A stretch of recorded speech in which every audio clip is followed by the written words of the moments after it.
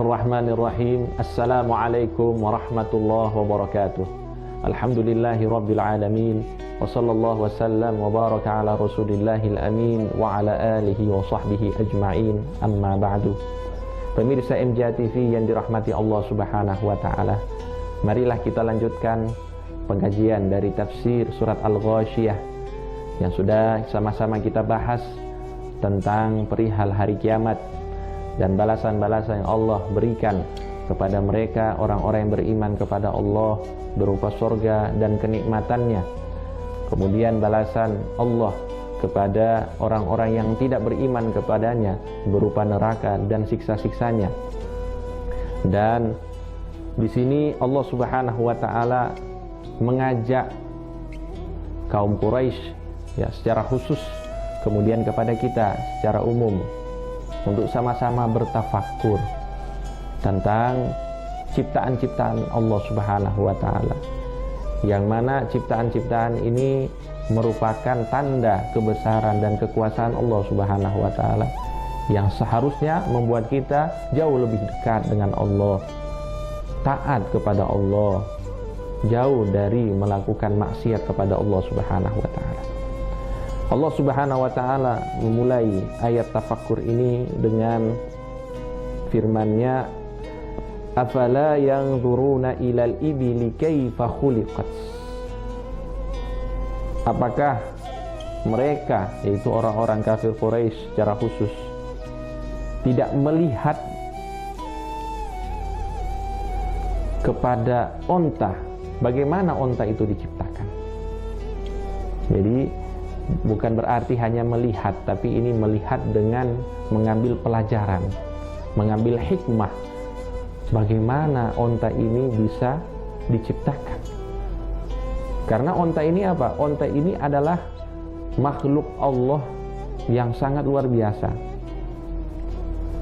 Dikatakan bahwa onta ini fungsinya banyak. Bisa dibuat sebagai makanan, air susunya bisa diminum, kemudian dia bisa dijadikan sebuah kendaraan yang mungkin hewan-hewan yang lain tidak sekuat onta. Kemudian onta ini juga termasuk hewan yang taat kepada tuannya. Onta ini juga termasuk hewan yang bisa menahan diri untuk tidak minum selama 10 hari atau lebih. Jadi banyak sekali kelebihan yang terdapat dalam onta. Ya, apakah mereka ini buta? Ya, apakah mereka ini buta untuk melihat onta? Bagaimana onta itu diciptakan? Ya, seharusnya mereka lihat. Kok ada makhluk kayak onta ini? Wa ilas sama'i kaifa rufi'at. Dan kenapa mereka itu tidak melihat langit? Bagaimana langit ini bisa diangkat tanpa tiang? Ya, bagaimana? Padahal kalau kita ingin membuat atap rumah, tidak mungkin atap rumah itu bisa terbang tanpa tiang. Pasti harus ada tiang. Mana mungkin ini langit yang sebesar ini bisa tegak berdiri itu tanpa tiang. Seharusnya ini menjadi bahan renungan untuk mereka orang-orang Quraisy secara khusus, kemudian untuk kita semuanya. Wa ilal jibali kaifa nusibat. Dan melihat ke arah gunung-gunung, bagaimana gunung-gunung ini ditancapkan di bumi-bumi sehingga ini menjadi paku-paku bumi, sehingga bumi ini menjadi tenang, tidak banyak pergerakan. Ini disebabkan oleh gunung-gunung yang ada. Wa ilal ardi kaifa sutihat. Dan kenapa mereka itu tidak melihat bumi, bagaimana bumi ini menjadi rata?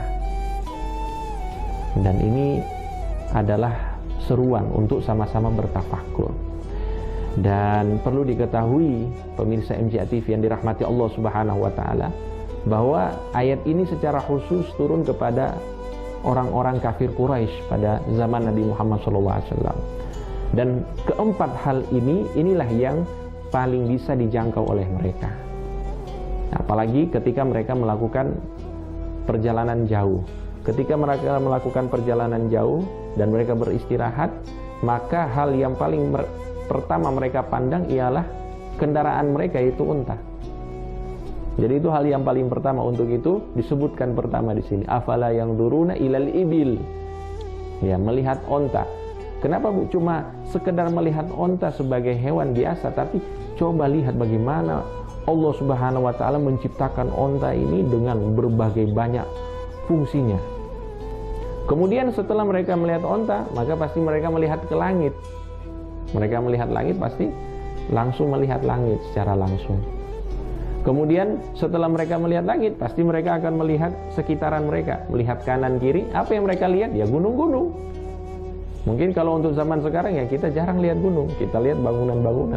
Tapi untuk orang-orang dulu, ya, para kufar Quraisy itu melihat apa? Kanan kiri mereka gunung-gunung. Sehingga inilah yang bisa mereka ngambil ibrah. Kemudian melihat ke arah bawah, yang mereka lihat apa? Tanah. Tanah yang diratakan oleh Allah Subhanahu wa taala. Bagaimana mungkin kok tanah ini rata? Padahal kita ketahui bahwa bumi ini bulat, tapi kok bisa rata? Nah, ini adalah tanda kekuasaan Allah Subhanahu wa taala.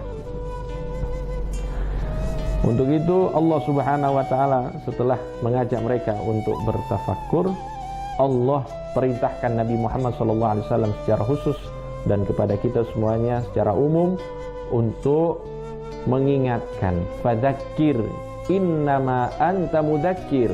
Ingatkanlah wahai Nabi Muhammad, sesungguhnya engkau adalah sang pemberi peringatan. Lasta alaihim bimusaitir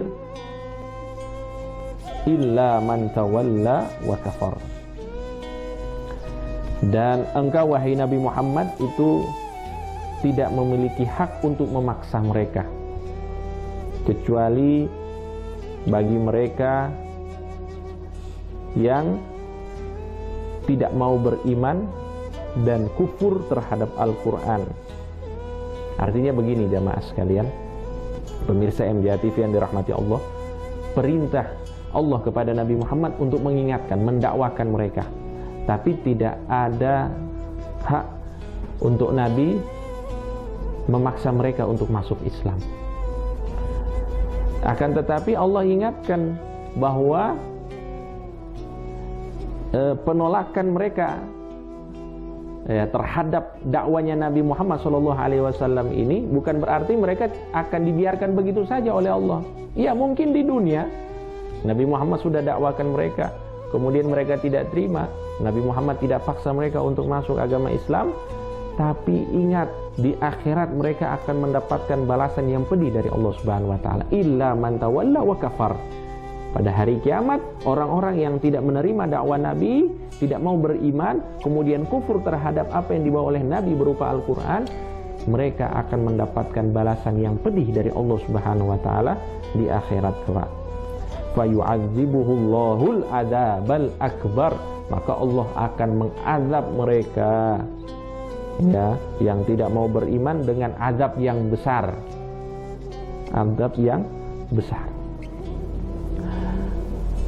Inna ilaina iyabahum thumma inna alaina hisabahum. Dan Allah Subhanahu wa taala menyatakan di sini bahwa sesungguhnya tempat kembalinya mereka ialah kepadaku, kata Allah Subhanahu wa taala. Kemudian akulah yang akan menangani perhitungan amal mereka. Artinya hisabnya mereka itu akan menjadi haknya Allah Subhanahu wa taala. Yang menjadi peran kita sebagai umat Nabi Muhammad SAW yaitu menyampaikan risalah yang dibawa oleh Nabi Muhammad SAW dengan maksimal, menyampaikan dakwanya Rasulullah SAW, disampaikan sesuai dengan kemampuan kita, yang kita tahu apa yang baik yang kita dapat dari Allah, yang didapatkan dari Rasulullah melalui para ulama, itu kita sampaikan kepada umat. Umat terima, umat tidak terima, itu urusan mereka dengan Allah Subhanahu wa taala. Inna alaina thumma inna alaina hisabahum. Allah Subhanahu wa taala lah yang akan memberikan balasan kepada mereka sesuai amal perbuatan mereka di dunia. Nah, jamaah sekalian, pemirsa MJA TV yang dirahmati Allah, kemudian juga ada penjelasan oleh para ulama bahwa ayat tentang perintah memperingatkan orang-orang kafir Quraisy ini berlaku saat di Makkah. Adapun setelah hijrah ke Madinah telah turun ayat untuk berjihad. Maka di sini dikatakan bahwa ayat tersebut mansukh, artinya sudah berganti status hukumnya.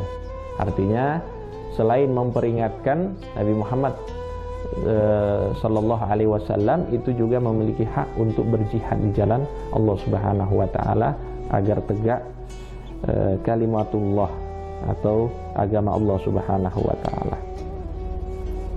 Nah, ini beberapa penjelasan dari surat Al-Ghasyiyah, mudah-mudahan membawa manfaat untuk kita semuanya, dan mudah-mudahan kita selalu menjadi hamba-hamba Allah yang bertafakkur tentang ciptaan-ciptaan Allah, ya, hamba-hamba Allah yang selalu bersemangat untuk melanjutkan misi dakwah Nabi Muhammad SAW, agar kita bisa tercatat sebagai umat yang mengikuti Nabi Muhammad dan mendakwakan ajaran yang dibawa oleh Nabi Muhammad SAW. Amin ya rabbal alamin.